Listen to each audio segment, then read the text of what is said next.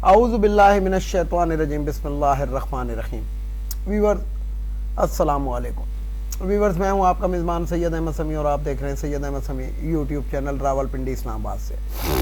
ویور آج عید کا دوسرا دن ختم ہو گیا اور تیسرا دن شروع ہونے والا ہے، یعنی کہ بلکہ شروع ہو چکا ہے۔ مغرب کے بعد جو ہوتی ہے اسلامی لحاظ سے ڈیٹ چینج ہو جاتی ہے، تو آج عید کا تیسرا دن آپ سمجھ لیں۔ عید کے تیسرے دن جو ہونا ہے وہ تو ہوگا صبح، کیونکہ پاکستان کے اندر تو صبح کے بعد ہی دن شمار ہوتا ہے، لیکن میں نے اسلامی بات کی ہے۔ اب عید کے دوسرے دن آج ایک نیا پنڈورا باکس کھل گیا۔ چیف جسٹس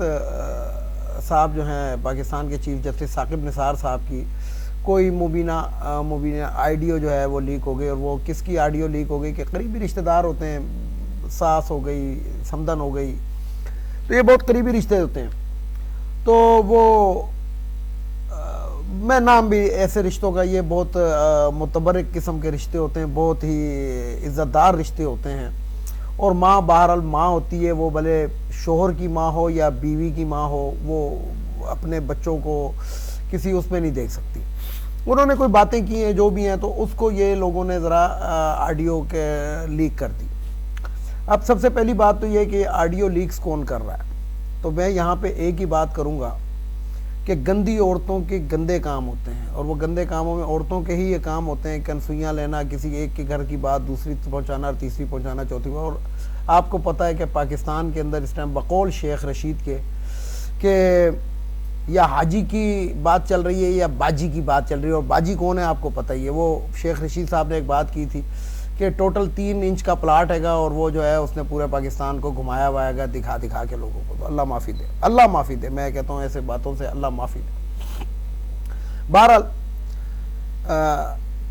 جتنی بھی آڈیوز اور ویڈیوز لیک ہوئی ہیں، وہ اس کے اندر آپ کو پتہ ہے کہ مریم صفدر صاحبہ کا ہاتھ ہے۔ مطلب دنیا جانتی ہے، بچہ بچہ پاکستان کا جانتا ہے، باجی آڈیو کے نام سے بھی، نانی آڈیو کے نام سے بھی مشہور ہو چکی ہے۔ مثلا یہ واحد وزیر اعظم دیکھا ہے جو نااہل اور نکما، جو نااہل تا حیات کے لیے ہو چکا ہے، نواز شریف کی میں بات کر رہا ہوں، کہ لوگ اپنے ورثے کے اندر اپنی اولاد کو کچھ باتیں دے کے جاتے ہیں، کچھ نصیحتیں کر کے جاتے ہیں، کچھ دے کے جاتے ہیں، تو اس نے بے انتہا دولت بھی اپنے ورثے میں دی ہے، اور ساتھ میں گندی آڈیوز اور ویڈیوز کا ایک وسیع ذخیرہ بھی اس عورت کو دیا ہے۔ تو بہرحال میں آپ کو بتاؤں کہ پھونکوں سے یہ چراغ بجھائے نہ جائیں گے، یہ چراغ پھونکوں سے نہیں بجھتے، بھلے جو مرضی ہوتا رہے۔ پاکستان کے عوام اس چیز کو سمجھ چکے ہیں، اور پاکستان کے عوام اب کم از کم آڈیو اور ویڈیو کے جھانسوں میں نہیں آتے۔ یہ بڑی اس سے میں بات بتا رہا ہوں۔ دوسری طرف میں آپ کو بتاؤں کہ ان کے تمام حربے ناکام ہو چکے ہیں۔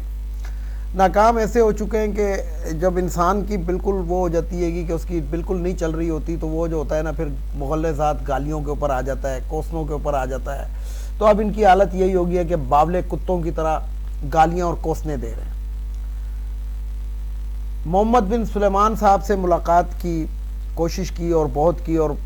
ابھی تک تو ویسے سعودی عرب نے اس کی تصدیق نہیں کی ہے، لیکن میں آپ کو اپنے ذرائع سے بتا رہا ہوں کہ کوئی جو تیسرا دوست ہوتا ہے اس کے توسط سے کہیں ان کے کیونکہ رمضان کا مہینہ تھا تو ملاقات ہوئی ہے۔ لیکن محمد بن سلیمان جو اپنے ملک کو تقریباً وہ بھی 12-13 سال سے ان چیزوں کو دیکھ رہے ہیں، نواز شریف کی حکومت، زرداری کی حکومت کو دیکھا، نواز شریف کی، پھر عمران خان کی حکومت کو دیکھا،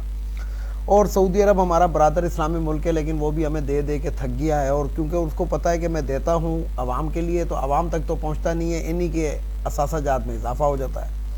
اور محمد بن سلیمان نے اپنے ملک کے اندر کرپشن برداشت نہیں کی، اپنے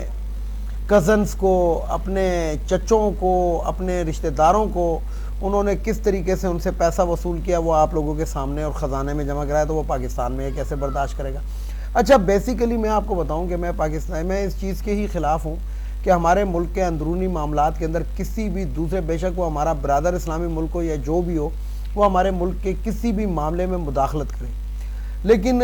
پاکستان کے عوام کو دیکھتے ہوئے، کیونکہ پاکستان ایک بہت بڑی آبادی رکھنے والا ملک ہے، کیونکہ ہم نے تو کیا ہی ہے کہ صرف ہم نے آبادی بڑھائی ہے، اور تو ہم نے کوئی کام نہیں کیا، اور ہم نے کوئی کام نہیں کیا۔ مثلا دیکھیں نا جناب، امریکہ ہم سے پاکستان جیسے 52 ملک امریکہ میں بن جائیں، یعنی کہ اس کی ایک ایک ریاست جو ہے وہ 52 ریاستوں والا ملک ہے، اور وہ جو ریاستیں ہیں وہ پاکستان سے بڑی ہیں رقبے کے لحاظ سے، لیکن امریکہ کی آبادی ابھی بھی 33 کروڑ ہے، 33، اور پاکستان ایک یعنی کہ جسے کہتے ہیں کہ بہت ہی رقبے کے لحاظ سے چھوٹا ملک ہے۔ امریکہ اور رشیا اور چائنا ان کے مقابلے ہوئے ہیں، لیکن ہم 23 کروڑ آبادی لے کے بیٹھے ہوئے ہیں۔ تو ہم نے صرف آبادی میں اضافہ کیا اور ہم نے کچھ نہیں کیا، کوئی ہم نے ترقی نہیں کی۔ دیکھیں انڈیا جو ہے ڈیجیٹل دور میں داخل ہو گیا، انڈیا کی کرنسی جو ہے وہ اس ٹائم 16 ملکوں کی کرنسی کے اندر شامل ہو گئی ہے، اور 16 ملکوں کے اندر اب انڈیا اپنے کرنسی میں لین دین کرے گا، اور ہم آٹے کی لائنوں میں لگے ہوئے ہیں ابھی بھی۔ یعنی کہ پاکستان کے اندر آپ دیکھیں کہ حال کیا ہو گیا، یعنی کہ افغانستان جو 40 سال سے پچھلے 40 سال سے جنگ میں ہے، وہاں پہ بھی اتنے راشن کے برے حالات نہیں ہیں جو پاکستان کے اندر ہیں۔ اور اس کی وجہ کیا ہے؟ آج سے 1 سال پہلے سب کچھ بالکل صحیح چل رہا تھا، لیکن باجوہ صاحب کے پچھواڑے پہ کسی نے مطلب چونٹی بری یا پتہ نہیں کیا ہوا، یا ان کو چننے کاٹے یا کوئی چیز ان کو باجوہ صاحب کو لڑ گئی اور باجوہ صاحب یہ حرکت کر بیٹھے۔ اب پاکستان کے عوام آٹے کو ترس رہے ہیں۔ مہنگائی کا ایک ایسا اضافہ ہو گیا ہے کہ میں نے اپنی ایک پچھلی ویڈیو میں کہا تھا کہ جو لوگ، اور کامران خان صاحب نے بھی کہا تھا کہ جو لوگوں کو رمضان کے مہینے میں راشن اور زکوٰۃ تقسیم کرتے تھے اب وہ نہیں تقسیم کر سکے، بلکہ وہ لینے کی پوزیشن میں آئے ہوئے۔ اسی طریقے سے آپ دیکھیں کہ عید کی خوشیاں لوگ منا رہے ہیں، لیکن کوئی اپنے بچوں کو کپڑے لے کے نہیں دے سکا، کوئی جوتے لے کے نہیں دے سکا، کوئی دونوں ہی چیزیں نہیں لے کے دے سکا۔ اور پاکستان کے عوام کو صرف آٹا، گھی اور چینی کی لائن میں لگا دیا گیا ہے کہ بس اس کے اصول کے اندر لگے رہو، اور تاکہ ادھر سے ان کا ذہن ہٹ جائے۔ اور یہ میں آپ کو بتا دوں یہ پالیسی بھی ہے، یعنی کہ نواز لیگ کی یہ پالیسی ہے کہ عوام کے اوپر اتنا مہنگائی کا بم توڑ دو کہ وہ دھرنے شرنوں میں شرکت نہ کر سکیں، اور وہ روٹی اور پانی کے اس کے اندر پڑ جائیں، اور جناب ہم اپنا گیم کھیل لیں۔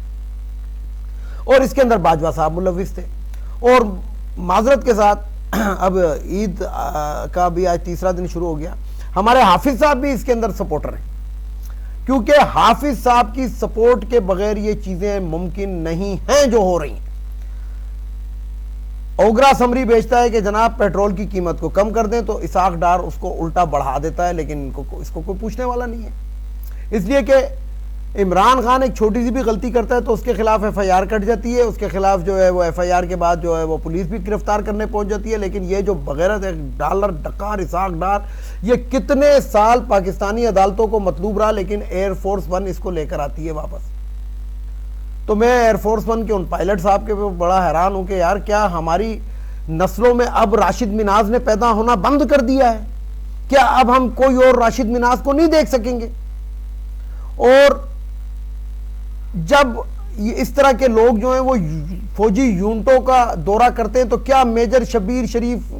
کی کوئی وہ نہیں ہے گی کہ وہ میجر شبیر شریف کی باقیات کسی ایسے شخص میں آ جائیں؟ میجر شبیر شہید کے لیے میں ایک ویلاگ کروں گا۔ میں نے پہلے بھی یہ کہا تھا کہ میجر شبیر جو تھے وہ بیسیکلی انڈسپلنڈ قسم کے شخص تھے، لیکن وہ زبردست آدمی تھا، ملک اور قوم کے لیے وہ بہترین فائٹ کر کے گیا۔ سن 65 میں بھی وہ تمغہ جرت لیتا ہے، اور سن 71 کے اندر نشانہ حیدر لے جاتا ہے۔ تو ہمارے جو فوج کے جو یہ فخر ہے، کیا اس طرح کا فخر اب دوسرے دہرانے کے لیے نہیں رہ گئے؟ تنخواہوں میں آپ ڈیفرنس دیکھیں تو مطلب اب تو میں تو یہی سمجھتا ہوں کہ صرف فوج کے اندر جو افسر آتا ہے وہ افسر کا ہی بیٹا آتا ہے، وہ اسی لیے آتا ہے کہ بس جی ممی ڈیڈی پپا، نوکری تو انہوں نے کرنی نہیں ہے، نوکری انہوں نے کرنی نہیں ہے، انہوں نے تو بس وہ جناب ڈیکوریشنیں لگانی ہے۔ یعنی کہ آپ دیکھیں کہ آرمی چیف کیا، یعنی کہ آپ کرنل سے اوپر دیکھیں کہ ان کے چھاتی کے اوپر اتنے میڈل لگے ہوتے ہیں تو ایسا لگتا ہے کہ کسی افغانی کا ٹرک آ رہا ہے۔ یعنی کہ افغانی ٹرک آپ دیکھیں نا، اس پہ چمک پٹیاں لگی ہوتی ہیں، تو اس طرح کی چمک پٹیاں ان کی چھاتیوں پہ لگی ہوئی ہیں۔ گلے کے اندر جناب ایک ہار بھی پہنا ہوا ہے کہ جناب یہ کیا ہے جی، بسالت ستارہ کس چیز کی بسالت انہوں نے کی ہے کوئی پتہ تو لگے۔ صرف اگر بسالت یہ کی ہے جو باجوہ کر کے گیا ہے تو ان کے لیے ہم یہی کہیں گے کہ انا للہ و انا الیہ راجعون، اس سے بڑی ہم کیا بات کریں۔ لیکن میں آپ کو بتاؤں ویورز کہ چیف جسٹس عمر عطا بندیال وہ